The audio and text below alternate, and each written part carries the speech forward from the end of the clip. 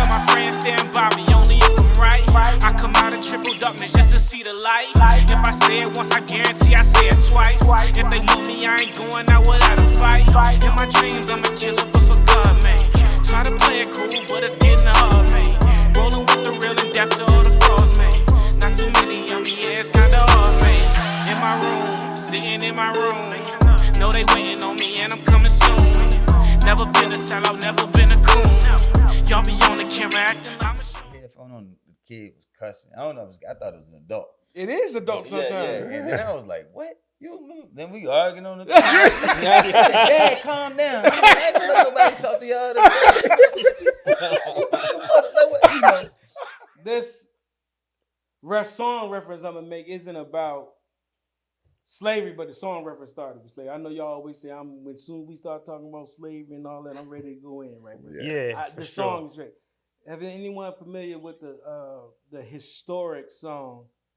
Sometimes I feel like a motherless child. Yes. No.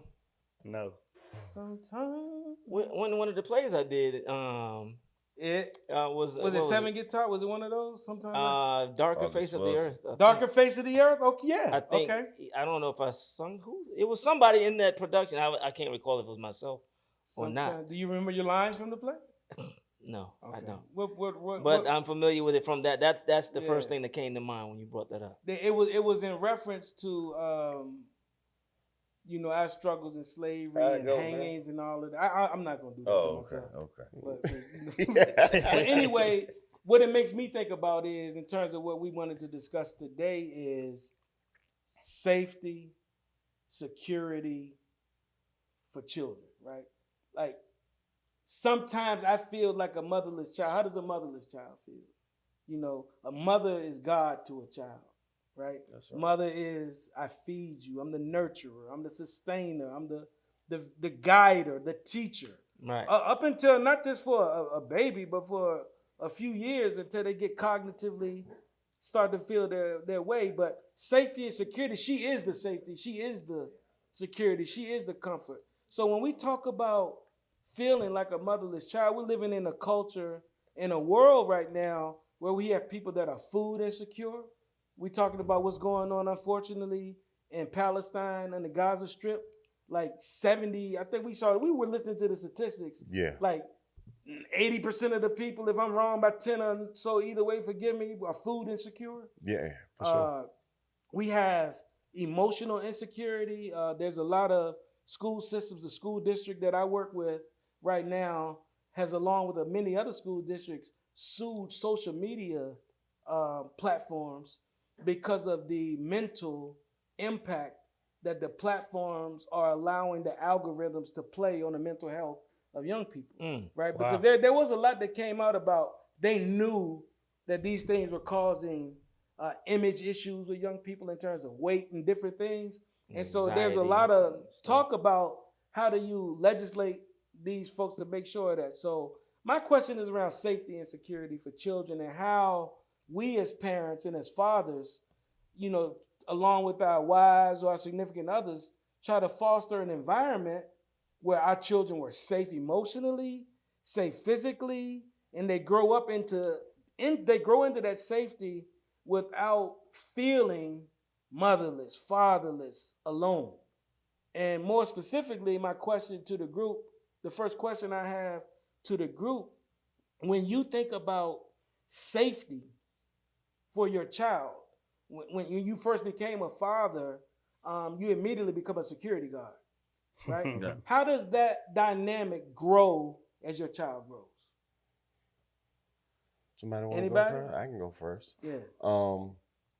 I think from birth, when you think about safety, it's just about being there and being present. We talked about that, in one of the other podcasts.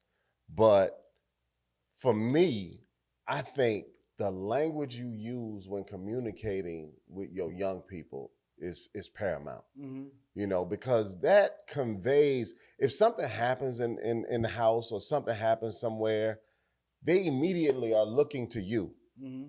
And they're looking for your response, because that response will regulate how they may respond. I remember I remember the first time my car, Darius was a little fella. We took him to the doctor, and he had to get some shots that day. Mhm. And he's a baby. And so I remember thinking, man, there's so many people who are afraid to get shots. You know, they're afraid of needles and that type of thing. I was like, he's a toddler, he's a baby. I was like, the moment he gets this shot in his arm, I'm gonna look excited. Mhm. And I'm gonna communicate excitement to him. And I'm gonna be like, oh yeah, you know what I mean? Like really excited. And I tell you, bro, I'm telling Trick you, that man in thinking pain is acceptable. yeah, it made a difference. Yeah, It made I a can see difference that, yeah. because over the years, whenever we had to go back to the doctor and he had to get shots or Carr had to get shots, it was that response. He was looking for you every time. Yeah, it was no problem at Just all. You still panic, he laugh, panic. it just hurt If you you Yeah. calm, he's calm. Exactly. So If they they see the look at it. panic, if they see the fear, if they read and pick up fear and panic in your eyes, they gonna respond accordingly. So I'm like, man, this is a tough moment. I don't want him to grow up with that baggage and that trauma of needles and shots and all that stuff. So you know what? I'm gonna convey a message of excitement in the moment he gets that shot. And bro, it actually worked. I And knew his, that. and his It thing actually is, worked. his thing is, I don't feel scared. I feel safe. Absolutely. Absolutely. Boy, did I And so- need that when I was, I don't know how old I was, 6, 7 years old. And it took, because my auntie, great auntie, Clarice, Uh-huh. was, Oh, you know, she in the was our nursing. nurse. Yeah, right. She was our school Oh, nurse. Winky. Yeah, Aunt Winky. Yes, Yeah. Winky. Shout Shout out out to to Aunt Aunt Winky. And I was like terrified when they was trying to come at me. I was like, no. And they was trying to hold me down. And I don't know if other people, like, I don't know how many people was holding me down to try to get me in. And through all of that, they had already given me the shot and everything. I was like, and they're like, we've already done. I was like, huh? What? And that was it. So, man, if my mom said, hey, man, you know, whatever, Yeah, yeah. while I'm getting it, I'm like, okay. Yeah. I think that would have been made a hell of a difference, but we needed that. So you Jedi mind tricked a toddler. Yeah, absolutely. I think The that- whole upbringing is a Jedi Yeah. mind You trick. do that with the food too, right? Oh, here go. You know they be playing with the broccoli or something. Well, I Some ain't, baby food. I ain't no help in that know- regard. Yeah, you don't want to talk to me. Why is that? I got terrible eating You got to habits. think. You got to eat a palate of what? I had a palate of a Even 5-year-old. Even with the infants though, you was like, Man, I If won't. he don't want it, he don't have to He eat don't want it. He ain't got to eat it. Yeah, I'm not arguing. But about you that. know how parents trick the toddlers, right? To eating the vegetables, they be playing Yes. like it's an airplane. Yeah, and put all that. applesauce on. all kinds of But stuff. before we get too far away from what he mentioned with Uh-huh. regards to one of the first things of safety and security regarding that, I was the opposite. I didn't want K-Moo to get any vaccines or anything like that. So that would have been a thing that I wouldn't even, you know what I mean? But I think the So- analogy is. So y'all, but what would you? But into the argument though, the conversations about safety and security. I guess if you weren't going to do that, you would have been communicating or expressing your security and not getting it to him. I mean, would you not? You know what I'm saying? Yeah, Like or you the building analogy that. is this. We don't When do he- that. When he fall off his bike and skin his knee. Right. Are you like, oh, or you just like, hey, I know it hurt. Go on, cry if you need to cry, but you're gonna be all right. Right. You know what I mean? Yes. And so that'd be the same analogy. Whatever you're gonna deal with pain. Some things gonna hurt. That's part of life. Mhm. And so it may hurt. You may have to cry a little bit, but it's You all okay? good. You okay? That's all right. Rather than panicking. So in that situation, are you teaching them safety and security? If you the dad in the bike example, like you gave, right? He fell off the bike, and you were very nice, knowing you saying, oh, yes, you're gonna be okay. Yeah. hey, you gotta be cool. You can't. Damn it! I told you to put the hands on And you. stop crying. Right, stop that crying. All toxic. That's all we heard was stop crying. Yeah. Right. Don't be Look, crying. but Go go ahead, Talib. No, I, yeah, Chill, I you think it know what you was. want I to say. think it was brilliant. Waukee standpoint of getting excited. I Yeah. wish he had to share that too with me. Yeah. Because my son, man, when Man, we're the not nurse. gonna talk about Tyreek. Oh, we're gonna talk about Oh, the okay. producer, man. Oh, okay. Hey, look, man. That's exactly what we're gonna talk about, man. His nurse is huge, man. He like maybe 6'6", 6'2", 6'3". I mean, a big man. You got a buff male. Yeah. You talking about And, me? huh? Oh. You ain't the nurse. And look, it's funny because you know, I remember when he came in and they had to get Tyreek his shots when he was a baby, and you know, Tyreek just looked up at him and was in shock, you know, and even to this, well, I ain't gonna say to this day, but when he got in his 18, 20, that same nurse came in and he did that. I mean, he's still terrified, you know. So Man, I don't know about that one, bro. what's that? I don't know if you helped him make secure by helping him be strong and receiving that from a buff male 6'2" nurse, bro. I'm still be traumatized by that too. Yeah, man. Like, he well, about to he put a is. needle in me this big one. Yeah. Again, man, I heard a quote or something. We have to allow our boys and ladies to do dangerous things safely, if that makes sense. Right? Okay. And so that's part of the process, right? They're gonna fall from when they crawl up to an adult, right? And so when they're young, it might be a physical fall. When they be older, it might be a mental or financial. You know, How you teach safety and security by letting them be insecure? Oh, great, because sometimes you gotta feel it. You know what I mean? Sometimes You said gotta by letting feel them the be pain. insecure. He said sometimes they gotta You gotta feel be it. unsafe, Hey, feel hey, unsafe. hey, It's like hey, look, pressing the edge of when my safety, toddler fall, I might do like this so he won't hit the corner. You can't hear. I might do that so he won't catch the corner and bust his eye. Right. But I still might let him fall. Right. You know what I'm saying? Right. So you're teaching. What are you teaching though? So if we talk about safety and security, what are you teaching? What does that teach about safety and security? Again, sometimes you gotta feel the pain. You know what I mean? You gotta let him go beyond what the boundary. You can't live in the bubble, right? And so sometimes you're gonna have pain in life. So if right? you're in pain, so the point is, if you experience pain, and I allow you to experience pain, then I'm building your resiliency, so you should feel secure. Yeah, absolutely. Okay. Absolutely. Okay. You know, And we building the trust as well. I have to think about safety and security. I've coached for. I'm gonna say it again. Coach Joaquin. Coach Joaquin, and coached for over 20 years, and so I developed this theory that I call the backflip theory. And the backflip theory is this. Hold on. He got his own It's- theories. yeah, out this is here. my own Everybody- theory. I came Here up we with go, this. here we too. go. I came up with this too. All right. So the backflip theory is this. When we go to first day of practice and we out there and we looking around and you watching the kids, let's say it's football practice. And I'm looking around, I'm just observing the kids. We're not doing any drills or anything. I'm just observing the kids, right? And so if I see a little boy, he 10, 11, 12 years old, and that fella is doing backflips, I immediately know that that's the fella I'm gonna have to pick up from practice. He gonna need a lot more services from me. He gonna need money to own trips. Hold on, man. Listen, man. No, I can't let it go. You ain't let me finish. What they got to do with backflipping? I'm about to tell you. Okay. Here's what it got to do with backflipping. Okay. The backflip. Because any child that learns how to do a backflip at 10 years old has not been supervised by an adult. I disagree. Yeah, I'm not talking I about a kid we done put in gymnastics and he know how to do backflip. I'm talking about a kid that know because if He learned how to flip on a mattress. he done learn how to flip, because if a responsible adult was around, they wouldn't let you learn. Yeah. They'd be like, "Stop! You're gonna hurt yourself. Don't do I that. don't feel Stop." like going to the hospital. Right. I I'm not going get sitting in the that. ER Man, I for thought 6 you was hours. about to say the biggest cooning statement in the world.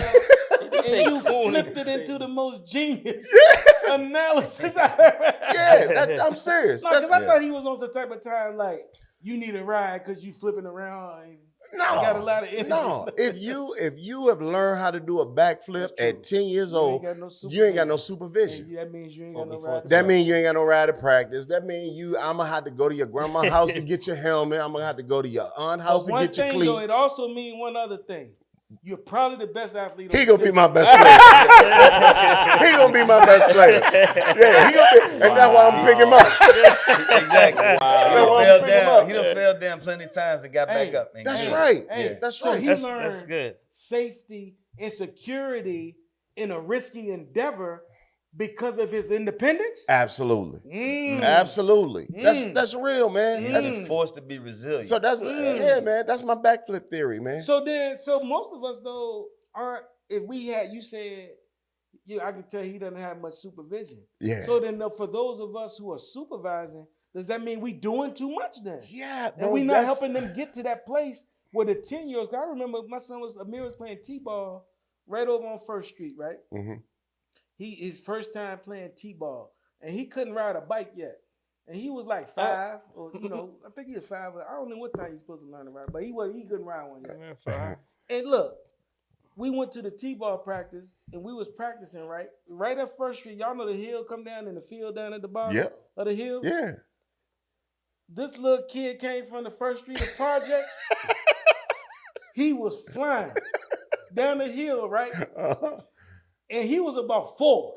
He was not. He couldn't have been on the t-ball team. I know that because on the 20-inch he was bike. younger than everybody on the t-ball team. And you know how we used to get on the bike and you brake when you going fast, Yeah. and you leave that little black tire mark for about 10 feet. yeah. He would pump one like this. I said, that boy ain't gonna be able to stop. Ski, control through the skid, body control, and stop and say, "What y'all doing?" Right? Hey, yo, we was practicing the whole day. I'm helping coach. I was like, yo, my mind was blown, right? And we You got knew in the he was car. gonna wreck. Patrice over there, we got in the car. Guess what I said? Amir need to learn how to ride a bike. You understand? That's right. I was like, how does this kid so confidently handling this equipment? No fear. I mean, you know that going down the hill. Absolutely. And I couldn't even imagine. Men didn't even have training wheels at the time, bro. You know what I'm Right. saying? And I said, you know what? I'm babying you too much. Right. He learned to ride a bike that next week. Bro, because the reason that happens is because our kids grew up so much different than us. Yeah. Right? And so a lot of what we do when we're raising them is we trying to protect them from the pains of these things. Yeah. And in the process of protecting them, sometimes we don't always allow them to learn the lessons at maybe an appropriate time. Right. And we And might end so- up doing more harm than good in the long Yeah, run. exactly. So Yeah. that's our biggest challenge, especially for us. Right. You know, how do I allow my son to learn certain lessons without having to really experience the pain and trauma? You know, when me and my brother was out, man, we was out roaming the streets. I'm 7, he 5. You know what I mean? He got hit by a No, car bro. at 5 years old. Me too. Yeah. Just ride, you know I what was I on the mean? big wheel, bro. Yeah. Remember And- the green machine? Oh, yes, sir. absolutely. Yes, sir. Yeah, I got Yeah, hit. you had it good. It was a hand-me-down green machine. Oh, I had a green machine too. Yeah. I think I had a big wheel. I had a But- big wheel. I but- don't think I got the green machine when it came out. Oh, My yeah. legs weren't long Man. enough for the green machine. I was ready for a bike by the time the green Bro, You machine. got to we put up a was- picture of the green machine. when we yeah, got man, y'all had it good. Bro, man. Y'all we had all green over the machine. place, man, at 7 years, all Yeah. up and down Yeah. Forest Street, Yeah. you know, Down in Rush and out of Street. Bro, people's I remember me houses. and my brothers, we was go in the woods looking for snakes. I mean, I'm serious. Like, you would be like, let's go look for Black folks. crayfish. Let's go look for, Yeah, like, yeah. you know those big, the underground piping and the big concrete. Yeah. We walking all up under the sewage line. Under the neighborhood. road, under the Yeah, highway, I mean, in the drainage. nobody would even never know. If you died in there, nobody would never know you was in there. Right? Adventure, real adventure. But no fear. Yes. Yeah. Don't even know what you should be afraid of. Yes. JG, what was we doing, brother? In the creek and making Yeah. tree houses. Yeah. In the same water that the So- cows was like Hey, grazing and doing So- something. We Yeah, just wow. chilling like that's Is- something. That's is something was security- crazy. Oh, that It's the was- security and sense of safety that one gets from life experience unabated. Just being a boy, being adventurous, being a young girl that's adventurous, right?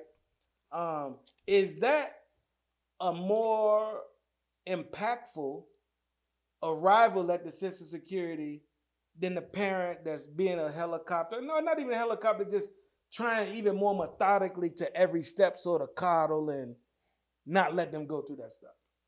And can you get to safety and security with the coddling?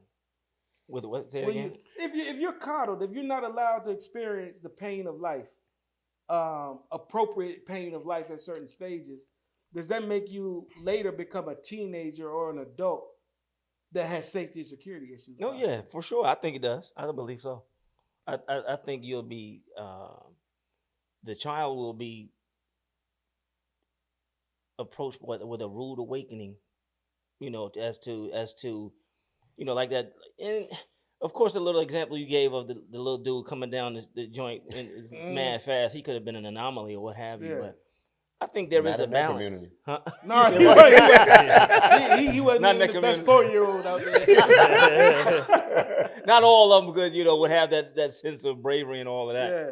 No, but I believe if parents are too protective, and I had to catch myself sometimes, especially with K Moo, and it's like, you just have to, like you said, let him fall or let him jump and be it, because I didn't want him later in later years or at later ages and stages to be too soft, so to speak, or not prepared, and so it won't be a shock at some other point that, this is the reality. This is what because you didn't let him do it at a certain age. Right. And so I believe there's stages that it needs to, you need to allow certain things, as well as when speaking of safety and security, and I think I mentioned this in another episode with regards to discipline. At those stages, the young stage is like, and I think the minister may have mentioned some of that with regards to certain stage where it requires, a physical, rod. boom or a tap or what have you, right? That when they're crawling, the animalistic stage, that's how they tame lions and that's, at the young age that they can do certain things. Because the lion won't. You can't Better tell the ride lion. You can't sports. tell the lion Yeah. go sit down. Yeah, so that's why I think it was maybe, I can count maybe 3 or 4 times on my hand that I had to, hit him or whatever. But after that, no more. And so it was a thing of Why did you hit him? well, okay, the first thing was in Taekwondo when he just didn't realize, he was doing some little goofy game with If him. you don't beat his ass, I'm gonna beat your ass. Oh That's no, what- no, not that. But he was, doing something that with regards to, your private parts. Mm-hmm. And you grabbing at somebody else's. And they was a silly, whatever. Little kid playing And I little. was like, hey, and I just had to, I just kind of came up and whop, pop, pop. I was like, yo, that is not what you do. Yeah, Papa. That is not safe, with regards to his his privates. Were you mad? I wasn't. Well, at the end, I kind of showed him like, yes, I was angry. So did you hit him because you was mad? It was both I'm angry, glad you admitted that, bro. angry as well as trying to let him know, son, Yeah. that is not what you do or allow someone to do. Yeah. Mess with you Yeah. because again, him and the little boy was Yeah. sitting in crisscross applesauce and doing whatever at one another's joints. So I'm like, yo, that's not what.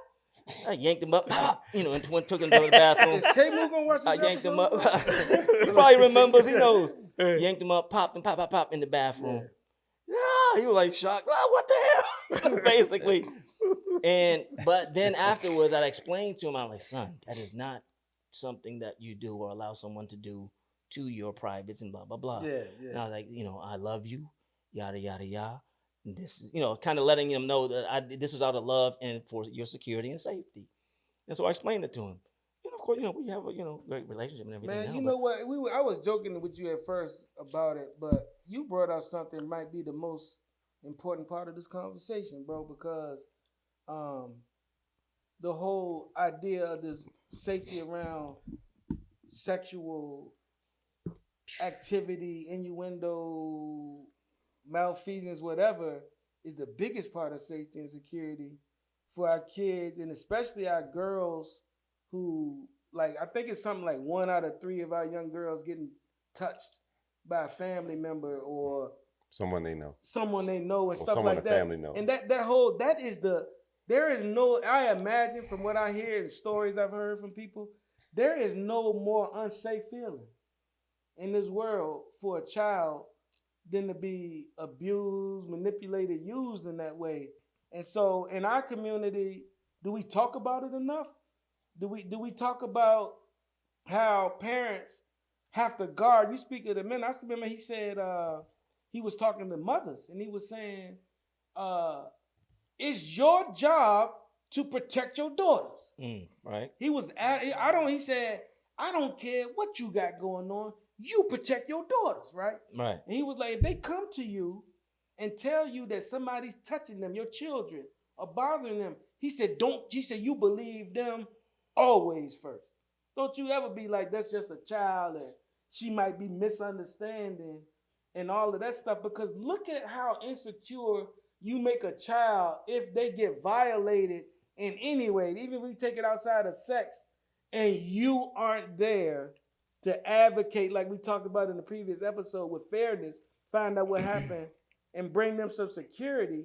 Can they ever feel secure in life? And that's probably why there's so much adult trauma related to sexual abuse and other childhood traumas, because people were never made to feel secure in life and they still struggle with that. Ain't no maybe, probably. Yeah. That's a fact. Yeah, that's a fact. That is absolutely the problem. Yeah. And then, you know, and it plays out as they get older, because now Yeah. they're not able to maintain relationships Yeah, right. and all that stuff. And the thing I would want to point out to parents, if you have a happy-go-lucky child and they're thriving and they're 9, 10 years old, so just say, for example, and all of a sudden you see a change in personality, you see a change in behavior, you have to be alert to that. And you have to dig and find out what has happened to that child. They don't just flip like that. You know what I mean? And so many times, man, and the big part of it is when something like that happens, and if it happens in a family, bro, that is the fallout from that is just tremendous. You know what I mean? Because now grandpa or uncle or whoever, or female auntie going to prison, like the fallout is tremendous. That type of stuff destroys families. And I think so many times, man, people they don't know what to do. They just don't know what to do. And so to speak to your point, absolutely believe them, you know, and do your due diligence and research and bring in some professionals to figure out what's actually going on. You got to bring in some professionals. I was like, was you angry? I was joking with, because I thought he was going to say he popped them. Because I've done that before. I'm getting your attention. Like, let me get your attention right now. The quick pops, if you little like that, I need you right here because I'm serious. And then when you start talking about what it was about, I was like, yeah, no, I might have even went worse than that. I mean, I was thinking about if it was that. Right. That thing is so serious. Right. Yeah. And I'm not, the scenario about abuse is different than two little innocent little boys being innocent little silly boys, right? But still, to that point, I'm gonna let my son know, like you did it because you shocked him. Yes, I had to let him know. That's in not his cool. mind, the Nobody. memory is attached to that thing when it happens. Yeah. Was my father's rage or something that I never saw before, because it's that serious. You know what I'm saying? And so in the communication piece, I love what you said is I did it because so often, you know, in our household, and my mom watches this episode all the time, but I don't know how many conversations I got after the beatings, but I was getting them while it was going on. Right? If you don't sit your down. I was getting them while it was going on, right? The messaging. But when you said, then after that, I talked to him and I said, this, and this. That's the learning that needs to happen to give him the context, to give him the knowledge base to move forward in his own safety and security. You know what I'm saying? I think one of the things that I was extremely conscious of when I had a child, just how much trauma adults had by being, you know, molested and stuff like that. And I had no idea, you know, until I became older, people sharing these things with me. And so I was extremely conscious of that with, you know, with my son. And we, of course, you know, he probably don't even remember, but at the time, you know, there was some code words. You know, if somebody touched you right there or did anything inappropriate. And, you know, and also I'm conscious of the environments I'm putting him in. I'm not just because he got the code word, he can go anywhere. No, that ain't the case, you know. And a lot of times, you know, you let certain family members watch them, but at the same time, majority of the time, we was watching them ourselves. So that definitely need to be addressed for parents on on that side. If they want to have this conversation, have a code word where your child understand if they being inappropriately touched, etc. Hey, I want to go back because you said the mental health piece and get the support. And that's what I'm gonna say. I think that's so critical, man. When we hear, if we're parents and all of us, if it's your cousin, a child's friend, a coworker, and you hearing this stuff, they gotta get help, man. Even if they get approached with the act and it didn't happen, or somebody was trying, you gotta go get them some help. Then, man, you can't, because they're gonna bury it deep.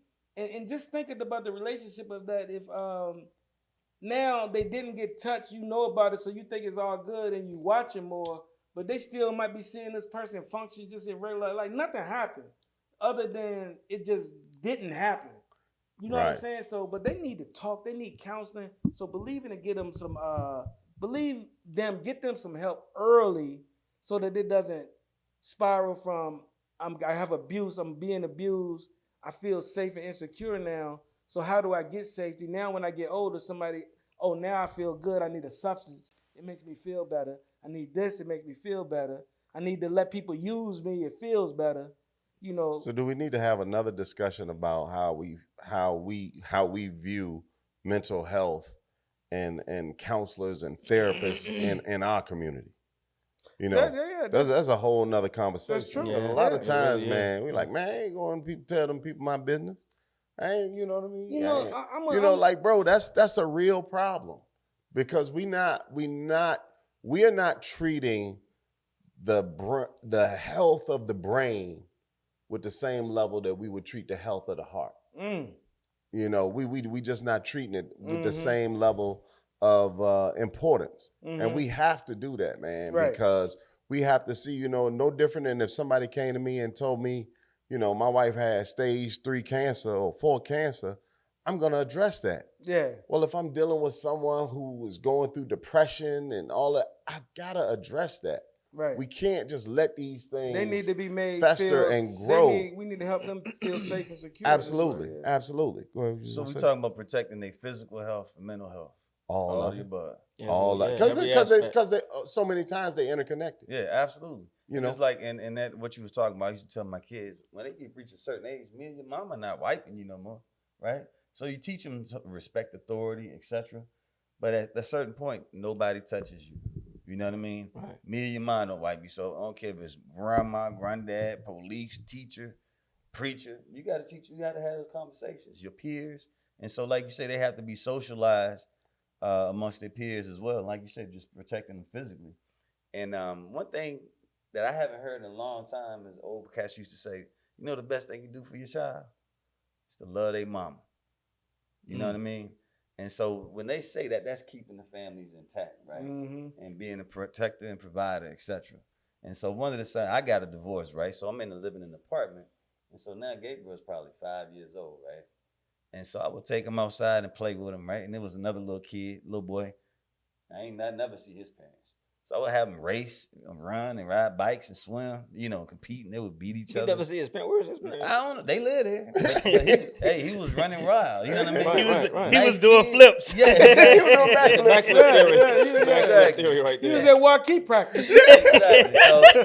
So I would have them compete, and they would play or whatever, and they take turns beating each other. So, but it's time to go in, and when I'm in, Gabriel in. He's 5.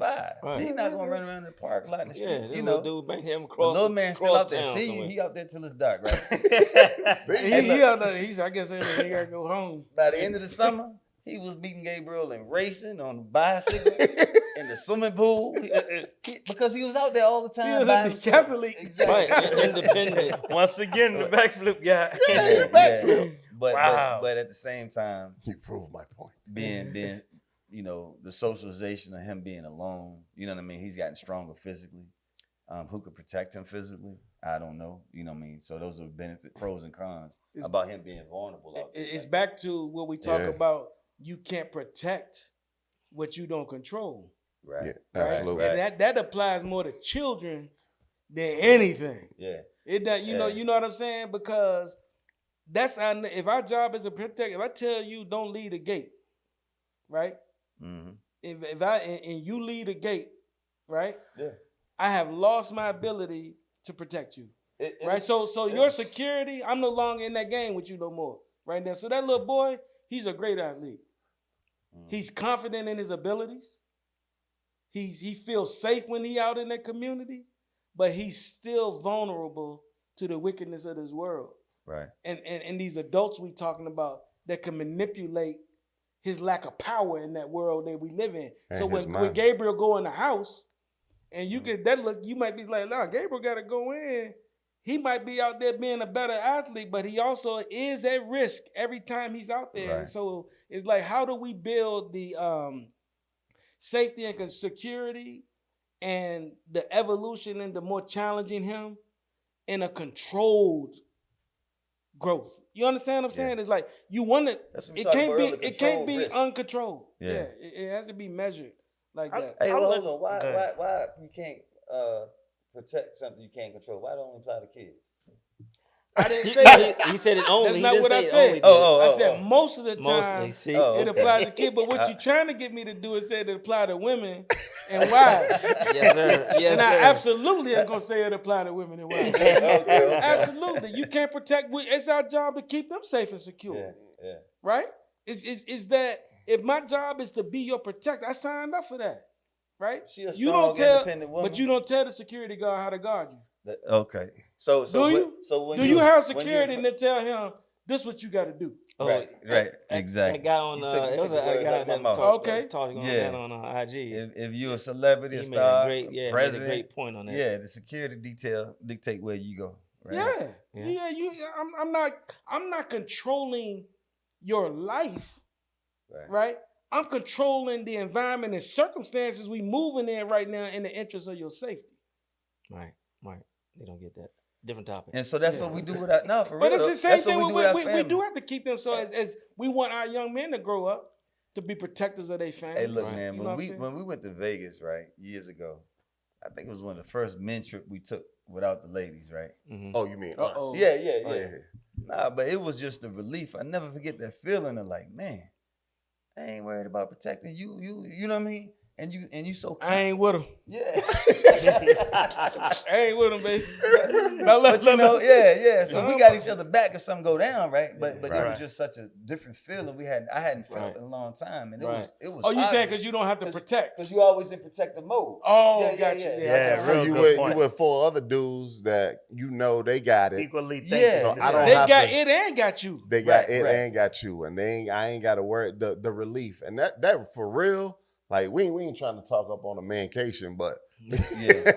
but for real, that right there is the value that we so often need. It's like, and it's a weight that we willingly carry and happily carry, but the relief of it in times when it's just us is just tremendous, and I don't think women or our wives can quite understand the relief that we have I when cannot wait to hear when this episode come out. Who got in trouble sitting up here on this? Hey podcast. man, it's real. I can't Like, wait. yeah, it was But look, real. this is the thing. It because points. we do it everywhere. We can't And- even go and to you're not the even- restaurant. You're not even We conscious picking of it. Right, we And picking sometimes what you side are, of the yeah. table we sit on. We watching everything. Like this is what we do. This is how we operate. You know, and I remember the first time I had this conversation with my wife, and she realized that all of that goes into us moving about in the world. And How you that's how maneuver I'm yourself. operating. And Right. that's why she should follow you. Absolutely. If you are the type of head of your house that is worthy to be followed. Come on now. You know what I'm saying? Absolutely. Right. She should follow. Come But on in the- now. Follow no fool. Yeah. Don't But follow you, no you fool. exactly. So you point out though, what you point out is, and I'm making a joke about, but what you point out is how important that role is that we play. Yeah. Like we talking about, oh man, I need a break from it every now and then. Yeah. But what it points out is the reason why you don't take a break is because it's that serious and important that we Absolutely. always in it. You know Yeah. what I'm saying? It's in our DNA to do it, man. So John, you was relieved, huh?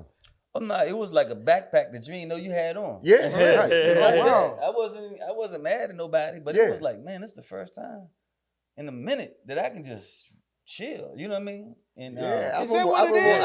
I remember one time we was walking through the parking lot because we was going to I think we went to the Mayweather fight. and we had on Right. our tickets around our neck. Yeah. John's like, man, we wearing our tickets around our neck, man. Somebody might. I said, man, do we look like we about to get robbed? Like for real, like you know what Who I mean? gonna grab us? We don't look like we about to get robbed. Yeah. You know what I mean? Like, you know, but that's the point. Like you were still in that mode, and I think even that little moment of that conversation was like, oh yeah, you know, Yeah. I don't have They to be- moving out that way. yeah, I don't, Attention. Right. B2M Crew has an official announcement Yeah. Let's to go. all wives and women of America. When men take male-only trips, we are only taking a very brief break from the job we have to protect our families. It has nothing to do with the fact that we don't want to spend time with you. There you go. And that's There the it is. stamp The of disclaimer. approval. There it is. That's our disclaimer. Huh? Yeah, it has nothing to do with it. It has Nah, nothing man. to do with it. Yeah, that's good, man. So the you know, you talked about how we model and communicate with our child with Kari. Yeah. You know, with the shot. I talked about this scenario before when Jeremiah had his ACL, and I asked him, being the parent, then this is true too. What about even as strong as we are as men, and with all of that is we have our own moments, like what you know when you don't get the Vegas trip, Mm-hmm. when you don't get the Costa Rica trip, when you don't get to just go hang out and kick it and record a podcast and talk. Those moments when you don't have that outlet and you don't get it, Mm-hmm. right? And inside of you becomes what? Empty.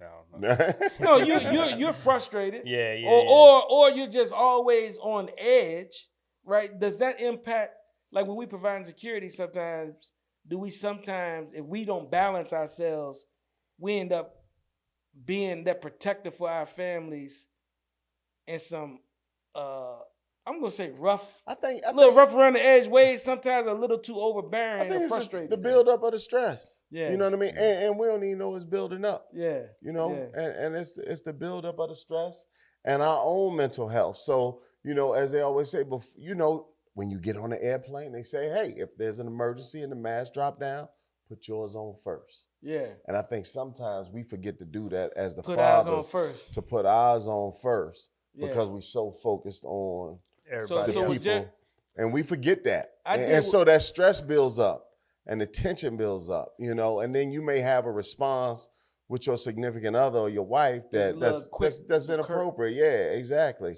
So with him, man, he when he got hurt, I was saying it because I was in the weak moment because of the pain for him. And I wasn't in the right emotional state to model the security like you do and laugh or whatever. This is when the injury's over, they make the diagnosis, your high school season over, whatever dream you had, Yeah, you gonna be laid up for 6 months. yeah, Right? Senior year in high school, and you just can't enjoy your senior year. yeah, because you're on crutches. I'm like, this is me, instead of doing what you did and laughing, I said, you know what? There ain't nothing thing. We're gonna do this. Man, you gonna be all right? right. This is me. I'm asking him, man, you gonna be all right? Guess what he did? What? He taught me what I taught him. Oh, he taught you He what? said, then you tell me if ain't nothing you can do about it, just keep it moving. Yeah. Reminded what's you of what? Yeah. Confirmation. Yeah. of Good. what you Yeah, had, I had already did the security work. He was good. I'm not that he wasn't disappointed, but his mind was already retrained on what's next. You know what I'm saying? And so that's what the benefit of when you teach those beautiful babies well, because they come back to teach you. Yeah, you know, You understand? You know. yeah, you know. I remember that's- having that moment because Darius broke playing football. He broke his arm 3 times. Uh-huh. Dang. So he broke it in 7th grade, 9th grade, and 11th grade playing And you football. still mad he ain't played Alabama. I was real upset. Nah, but yeah, right. And so I just remember the 3rd time it happened Uh-huh. and being in the emergency room and like his arm is just like it's mangled. And that was the first moment I had of all my years of sports. That was the first moment I had when I was like, this just not worth it. This just not worth it. You did that well. I did. And that's the first time believe of that? all of my own personal injuries that I had playing sports. I never cared. you know, whatever. You know, it come with it. And I would always tell them, you know, them broke arms come with touchdowns. You know what I mean? And you can't have the touchdowns without the broke ankle and the broke leg or the torn ACL. You know, like this comes with it. Terrible. You know, and the lesson that I always taught, whatever you do, be willing to pay the price. You know, and in that moment, that was when I was like, I ain't willing to watch him pay the price for football no more. You know, that went away. That went away.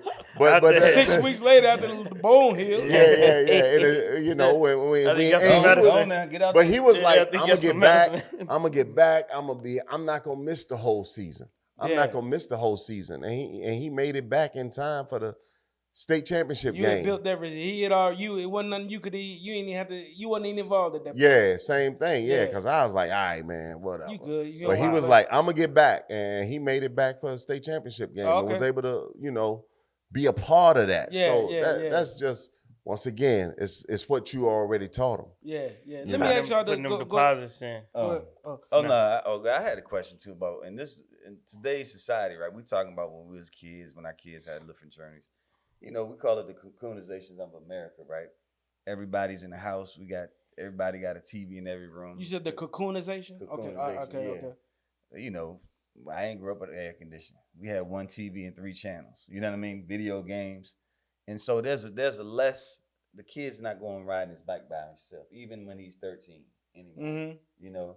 So how do you protect your child physically and now mentally with the video games and the social media? So how does that look in today's term? Because we're not worried about standing on the corner or riding your bike or somebody joning on them in their face. The predators in their bedroom in their headset. That's a real thing. Same thing applies to me because you said we always say everything that we have done in 30 episodes goes back to the presence of the parent. Now, are you there? And are you involved? And are you engaged? Or are you letting your children grow up on autopilot? Because if you're a gamer, I might not play that game, but I'm going to know what's going on with that game. Absolutely. I'm going to know, I know that there's communities of people that you're talking to. You put your headset on. I've heard other people, they cussing and all that. I talked to my kids about that. I heard, you know, they violent, cussing. I said, let me tell y'all something, man. If you want to play the game, I get it. People cuss and all that. But if you hear somebody really out of pocket, like that you know is outside of some random cussing you hear in recess, you need to get out of that room. Yeah. So I'm teaching them how to think about it. And I don't know if they did it or not, but I'm giving them some expectations around. And one thing I do know is I don't hear it coming from the side of my house. Yeah. You understand what I'm saying? Right. You don't hear them talking like that. Yeah, but you got to be talking to them about managing your safety and security in environments when I'm not there. You know, so. And that happened. So I'm laughing, right? Because my kids was playing the game and they said something.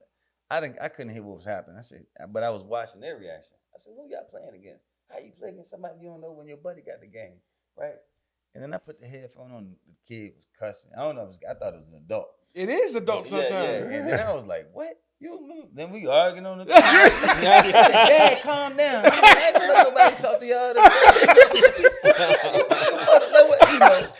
And then now you got to argue with the man on the headset. I said, man. So Joker all the way in Missouri somewhere. We can't relate to somebody being bullied cyberly, right? How's that going? How you can't stand up? Where you at? You tell him meet you down the street. He in Canada somewhere. Exactly. But it's a real thing. I'm in Guatemala. But it's a real thing because we can't imagine somebody's, you know, how do you even address that? Bro, you ain't tell us about that one. Bro, I went in. To the kid, Isaiah and Gabriel was like, Dad, it's okay. Like, y'all don't let nobody talk to y'all like this. You don't care who he is. You know, I don't care if he's 40 or 15. Setting the standards. Dad, it's and okay. So what you're saying is, even that in that environment, and you don't control, you have to have some parameters under which you operate. Yeah. You know what I mean? Yeah. It's like the people, they be in cyberbully, you like, man, why don't you just turn off the computer? Why don't you just turn, you know what I mean? Like, you got to have some parameters. Get out of that room. Go to another group, you know, whatever. Don't subject yourself to that. Yeah. But at the same time, when people talk about you know, getting in that environment and turning it off, man, you gotta understand that there's some spirits or there's some things that's going on where you got a stronghold against you, you know, and to be able to be disciplined, to pull yourself out of that environment, to cut it off. And I'm not agreeing or disagreeing, but what I'm saying is for the person that's going through that is, what are they going through? What are they thinking? Like, if I get off of here, what am I portraying to the person who's bullying me? What would we say in those situations? I mean, I'm gonna agree. When you instill confidence, right, in your children, right? That's when what you I was gonna instill say. confidence, then you allow them to protect themselves, Okay. right? Protect yourself by physically asserting yourself, physically avoiding it. You know how to use some mental gymnastics to deal with it verbally, right? And you're the expert at that. You know what I mean? I was gonna say, tell Joan on somebody till they Right. stop bothering you, like you used to do. Now listen. Hey, let me ask you Hey, this, like man. We y'all got still about do. we getting it in, but I wanna. This is really important. I think let's get to that mental piece. What was important for you all in terms of what you wanted to teach your children, or what messaging consistently that you knew was building their sense of safety and security? Like, I'll give you an example. What was important to me was telling you I love you. Like, we can act like, well, we always do that, and people, that's a given. It is, but it's important for safety and Well, security. you just talked about not hearing. Yeah, until I was 19, right? Yeah, Right. a black man. Yeah. Oh, a black I'm adult male. Telling your children that you love them. Okay, everybody can check that box. Not hard. 2, are you remembering the innocence of your own development through adolescence and not looking at it from hindsight now that you got your shit together? Yeah, exactly. It's easy to say now, hey, you in the 6th grade, you ain't gotta be scared. It's just another school. Like, Don't worry about like that. son. no, so Yeah. for me, when you transition, and since I know that, and I'm an educator, we transitioning from a social world to another social world. Hey, man, remember when I was going to the 6th grade, I was worried about that lock. It took me like 20 times with the lock, man. I couldn't even. That's the biggest fear a 6th grader got, is the lock. Yeah, right. You've been putting your stuff in the cubby in the desk for 5-6 years, and now you got a lock. I'm just serious. Yeah, so no it's more combination. independence Yeah, for them, right, right? right. So I was like, man, and I was like, and then this guy, my locker was on the bottom, and I was talking about little things you're going to experience, but I was posing it like, I remember this, I remember that. So when he went through it, oh, my dad, it happened.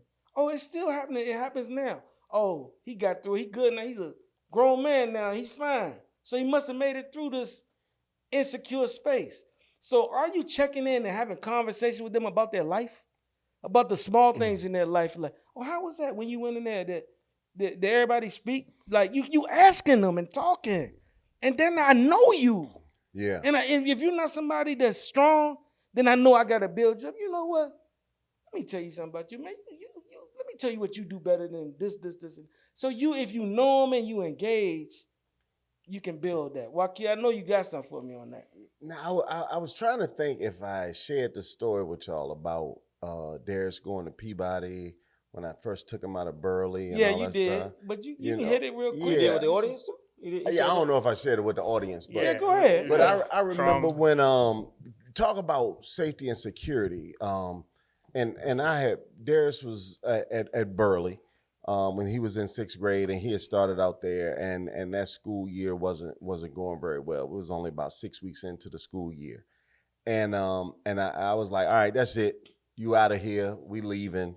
And the backstory of that is too long to even tell, but we leaving and we go to Peabody. Right. And so I put him in this private school. He's at Peabody. And bro, I'm telling you, for the first 2 weeks, every day, Darius was crying. He would, when we would pull up to the school, because I done shook up his world. I done tore apart his safety and security. Yeah. I'm taking you away from all your friends, all that you know. I done took you away from all of this.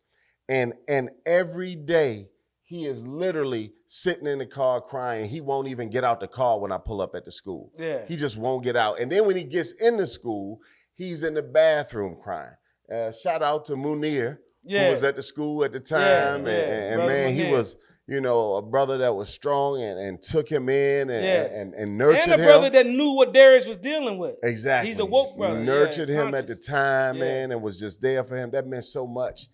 And man, he was just struggling, man. And I knew it. And within the family, everybody was like, just send him back to Burley. You know, just don't, you know, like I'm serious, like to the point where we starting to think he need to be on suicide watch. That's how unraveled he was at the time. And so I was like, okay, let me bargain with him. You know, let me bargain with him. So I'm like, Darius, listen. I was like, listen, if you go to Peabody, it's only for 36 months. I'm reducing it now, 6th, 7th, 8th grade. 36 months. You know, 36 months. That sounds a lot better than 3 years. That's better than 3 years. I'm like, I'll let you pick whatever high school you want to go to. Exactly. You know, I'll let you pick whatever high school you want to go to. You can go to whatever high school. So he does that. Go to Peabody for those 3 years. Go to high school. It's great. He goes off to college. He's playing basketball. And by this time, he's realized what a significant impact Peabody has had on his life. And so you know how, you know, you go to your, you know, senior night. Yeah. It's my son's senior night, and we go into the game and, you know, all of this stuff. And, you know, they bring the parents and all that stuff. And so when Darius comes running out of the tunnel for senior night at his college game, he's actually wearing a Peabody t-shirt. Did it fit him? No, it fit. Yeah, it fit. Yeah, he's wearing a Peabody t-shirt, and in that moment, I knew, you know, I had allowed the proper amount of suffering, but at the same time, we had protected him, and now he had reached a level where he understood the importance and the value of that experience, and it was so reassuring for me as a parent and my wife as parents that, yo, it's okay to let them hurt sometimes, you know, when you truly believe in what's best for them. You know, it's okay. As an educator, man, I want to applaud you for searing into his brain that your love for him and education was greater than the temporary pain he was experiencing. And for y'all to be able to endure that as parents is to be commended to me, because y'all suffered through that, and you could have lost him. Yeah, right. Yeah. But it was that important to you. Mm-hmm. And so the learning that he got at 22 or 21 in the college arena and leading up to that moment for him, that's a basketball moment. Yeah. Because Peabody, I know about the Peabody basketball team.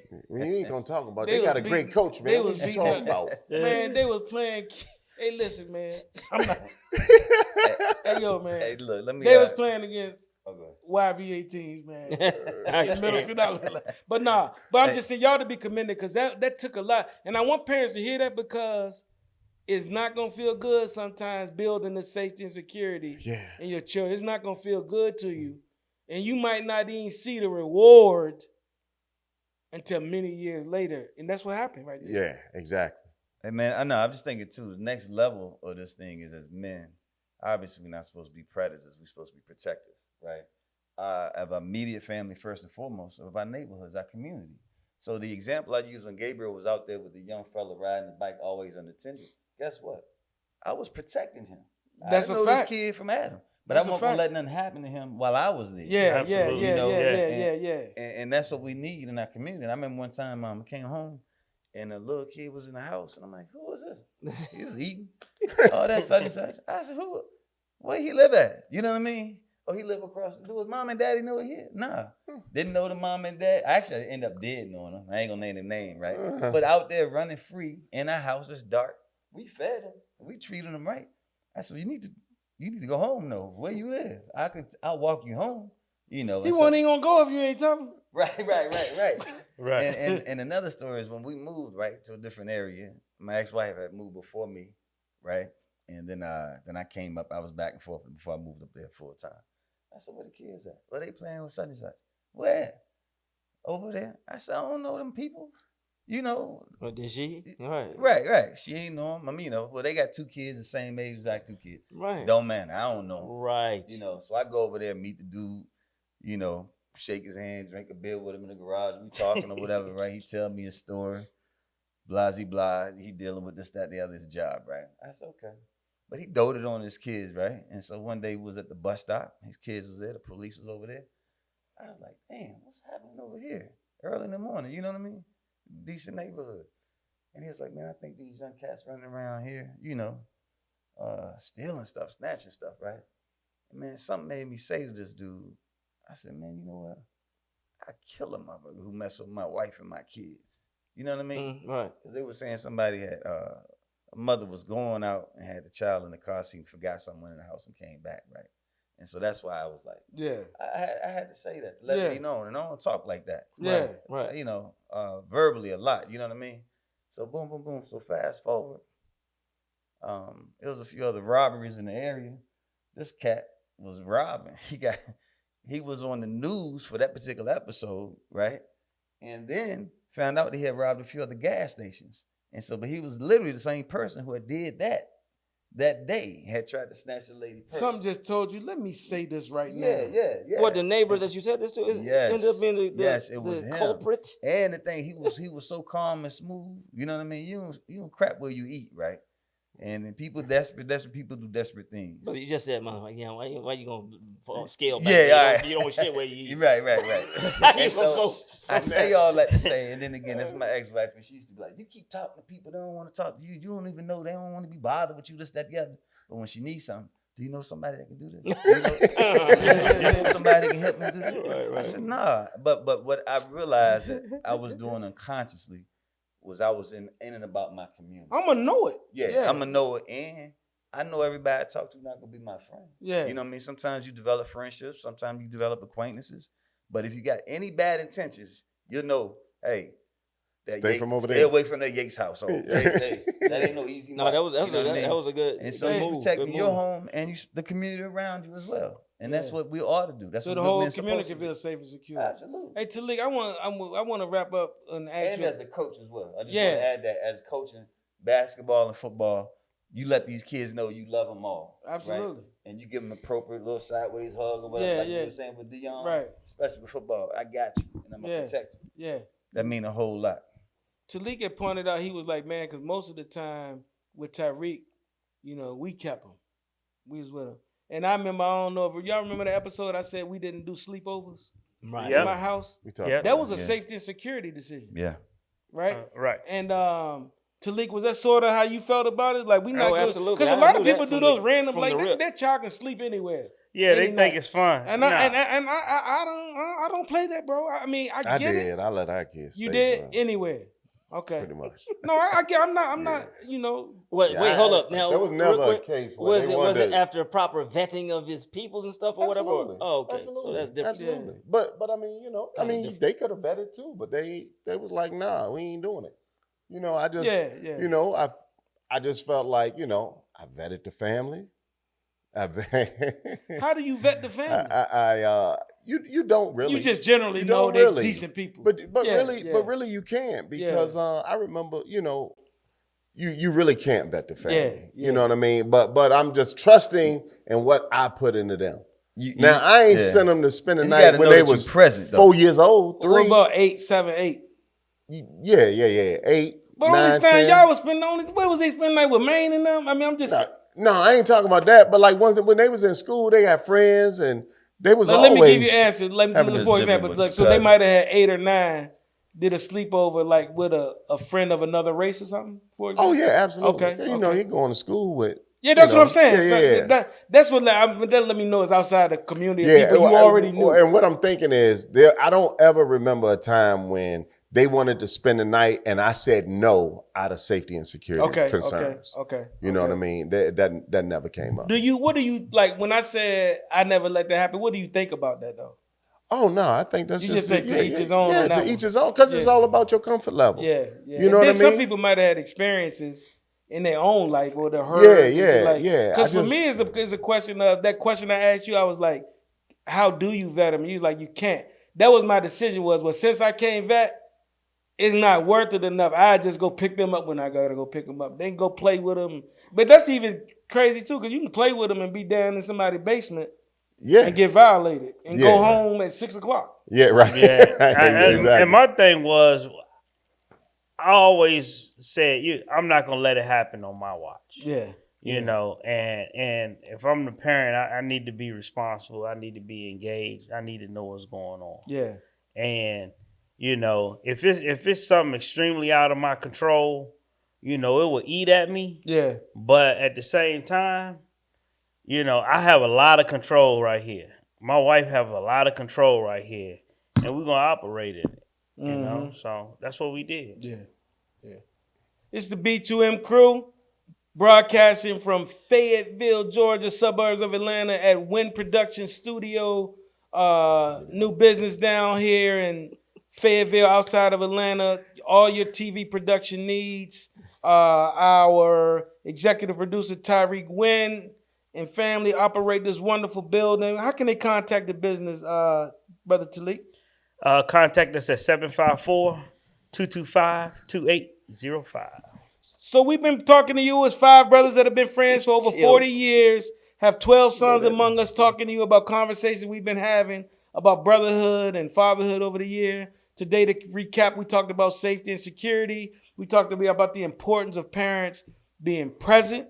We talked about the importance of parents communicating with their children about safety, being strong and stern and letting them take some risk in building that development, and also focusing on their emotional safety and security, but keeping it at the forefront.